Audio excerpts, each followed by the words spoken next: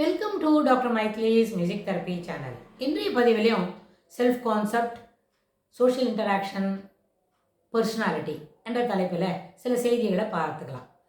சென்ற பதிவில் ஒரு வார்த்தை பார்த்தோம், பிஹேவியரல் ஸ்டாண்டர்ட்ஸ் அப்படின்னு. பிஹேவியர் ஸ்டாண்டர்ட்ஸ்ன்றது ஒரு லேட் சைல்ட்ஹுட்லேருந்து நம்ம வளர்த்துக்க முடியும்.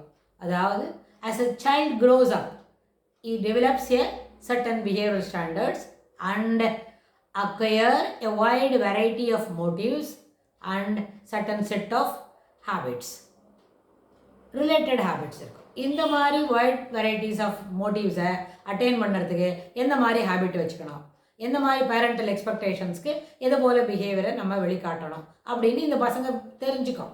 நம்ம அப்பா இதெல்லாம் எதிர்பார்ப்பாங்க அப்படின்னா அப்பா வரத்துக்குள்ளே சில வேலையெல்லாம் பண்ணி வைக்கலாம்.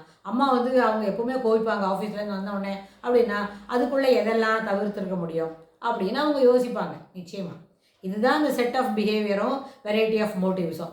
What is that? இந்த எக்ஸ்பெக்டேஷன்ஸ் என்ன இருக்கும்? பிள்ளைங்க நல்லபடியாக இருக்கணும், நல்லபடியாக சமூத்தாக இருக்கணும், இல்லை ரொம்ப சாமர்த்தியமாக இருக்கணும், இல்லை சொல்கிற பேச்சை கேட்குற அன்பு பண்பு இதெல்லாம் வளர்த்துக்கிற குழந்தையாக இருக்கணும்னு எல்லா அம்மாவும் எதிர்பார்க்குறது ரொம்ப நியாயமானது தான். அவங்க அப்பா என்ன நினைப்பாங்க, தன் மகன்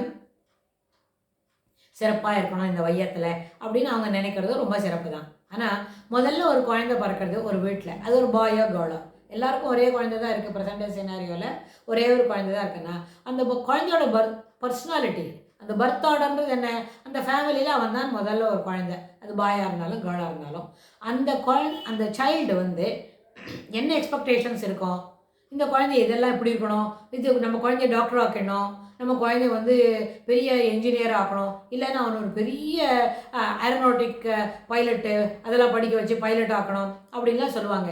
ஆனால் இது எப்படி காமெடியாக இருக்கும்னு கேட்டால், அந்த குழந்தை முதல் 100 நாளைக்கு என்ன பண்ணாது, அம்மாட்ட பால் குடிக்கும், தூங்கும், அம்மாட்ட பால் குடிக்கும், தூங்கும், சிலப்போ தூங்கிட்டே இருக்கும். நடுவில் போய் கொஞ்சம் அவங்க அம்மா அதை டிஸ்டர்ப் பண்ணி பால் குடிக்கலான்னு எழுப்பினாங்களான்னு பால் சாப்பிட்டு மறுபடியும் தூங்கும். இது முதல் 100 நாளைக்கு நிச்சயமாக இதுதான் பிஹேவியர். நிறைய நேரத்துக்கு என்ன பண்ணோம், ஒரு நாளைக்கு 24 மணி நேரத்தில் 20 மணி நேரம் வரைக்கும் தூங்கும். ஆனால் நடுவில் இருக்கிற 4 மணி நேரம் அட்டஸ்டேஜ் முடிச்சுட்டு இருக்காது. 10 நிமிஷம் 15 நிமிஷம் அவ்வளோ நேரமாக தான் அது முழிச்சுட்டு இருக்கும். சிலப்போ அது ரொம்ப நாளையாக முழிச்சுட்டு இருக்குது அப்படின்னா அது ஒரு 40 மினிட்ஸ் இருக்கும், அதுக்கு மேலே இருக்காது. ஆனால் அந்த மாதிரி முதல்ல 120 டேஸ்க்குள்ளேயே தன்னோட குழந்தைய பெரிய டாக்டர் ஆக்கணும், ஐயோ பெரிய படிப்பாளியாக்கும் என் பொண்ணை நான் அப்படி ஆக்குவேன் அப்படின்லாம் கூட அந்த அம்மா சொல்லுவாங்க, இல்லை அந்த தாத்தா பாட்டியெல்லாம் கூட ரொம்ப கிளைம் பண்ணுவாங்க. அது ரொம்ப ஹைலி ரெடிகுலஸ். ஏன்னு சொன்னால் அந்த குழந்தை 10-12 வயசு ஆன பிறகு அதுக்கு எந்த படிப்பு வருதுன்னு தெரிஞ்சுட்டு எந்த சப்ஜெக்டில் அவளுக்கு இன்வால்மெண்ட் இருக்குது, கேர்ளாக இருந்தாலும் பாயாக இருந்தாலும், அதுக்கப்புறம் அந்த குழந்தை நல்லா படித்த பிறகு அதுக்கு எந்த காலேஜில் சீட்டு கிடைக்கிறது, எங்கே அதனோட எந்த சப்ஜெக்டில் நிறைய மார்க் அதிகமாக வாங்கியிருக்கோ அதில் ஒரு ஈடுபாடு இருக்கான்னு தெரிஞ்சுக்கிட்டு அந்த சப்ஜெக்டில் சேர்த்து விடுறது நியாயம். ஆனால் இது எப்போ கிளைம் பண்ணுறாங்க தாத்தா பாட்டியெல்லாம், ஃபஸ்ட்டு 120 டேஸ்க்குள்ளேயே என் பேத்தியை நான் டாக்டர் ஆக்கி காட்டுவேன், இல்லை என் பேத்தியை நான் பெரிய இன்ஜினியர் ஆக்கி காட்டுவேன் சொல்கிறதெல்லாம் அந்த குழந்தைக்கு அதை பற்றி ஒன்றுமே தெரியாது. நம்ம இன்னொரு வார்த்தை சொல்கிறேன், 12 வயசு கழிச்சுன்னா அந்த 12 வயசு கூட what are all the job requirements, how will have to be at our toes, எப்போவும் நம்ம அப்படி நினைக்கணும், இந்த பாடம் படித்து அப்படி இருக்கணும், டாக்டராக இருந்தால் சர்வீஸ் மைண்ட் வளர்த்துக்கணும் அப்படின்லாம் தெரியாத பொழுதே அது சொல்லுறது. 12 வயசுக்கு நான் டாக்டர் ஆவேன்னு சொல்லிக்கிறது. ஆனால் அதில் இருக்கிற கடினமான உழைப்பும் உண்மையான தொழிலில் இருக்கிற ஈடுபாடும் அத்தியாவசியம்னு அந்த குழந்தைக்கு புரிய வச்சுருக்கணும்.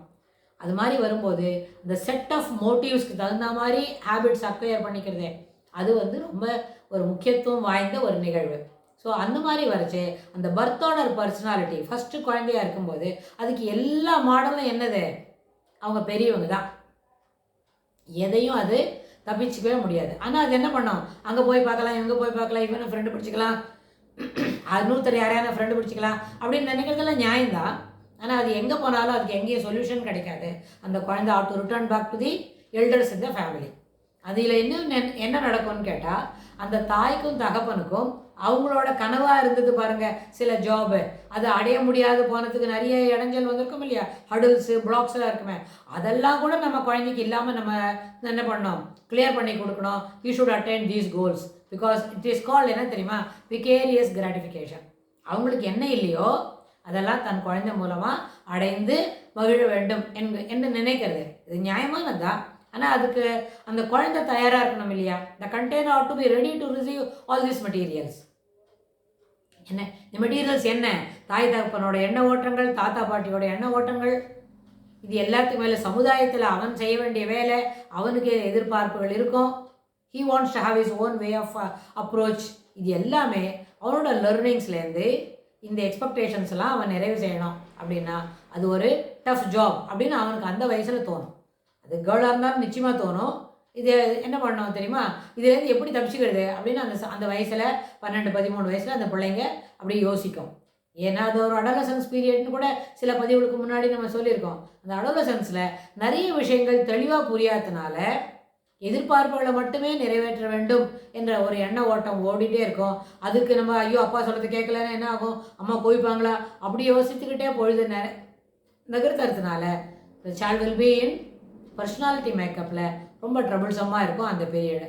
ஸோ அதுக்கு ஒரு இடம் கொடுக்காம நம்ம என்ன செய்யணும், பிள்ளைங்களுக்கு அந்த ஸ்ட்ராங் அண்ட் ஸ்ட்ரெஸ்ஸை ஃபீல் பண்ண வைக்காம, it is easy, you can come out of this so easily. என்ன சொல்கிறோமோ அதை ஒண்டி மனசில் வாங்கி அது கொண்டு எக்ஸிக்யூட் பண்ணிட்டா things will be in your straight அப்படின்னு அந்த பிள்ளைங்களுக்கு நம்ம தைரியத்தை சொல்லலாம். அதே சமயத்தில் நம்பிக்கை ஊட்டு மாதிரி பேசலாம். தன்னம்பிக்கையை தளர்த்தக்கூடாது, தன்னம்பிக்கையை வளர்த்துக்கணும் அப்படின்னு அந்த குழந்தைகளை நம்ம மோட்டிவேட் பண்ணலாம். இதுக்கு தொடர்புடைய செய்திகளை நம்ம வரப்போகிற பகுதிகளிலும் பார்க்கலாம். தேங்க்ஸ் ஃபார் வாட்சிங்.